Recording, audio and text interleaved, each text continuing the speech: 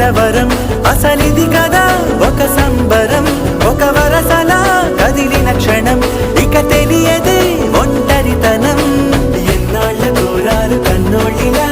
వస్తూనే పోయాయి కన్నీళ్ళిలా ఇల్లంతా మారింది సందళ్ళుగా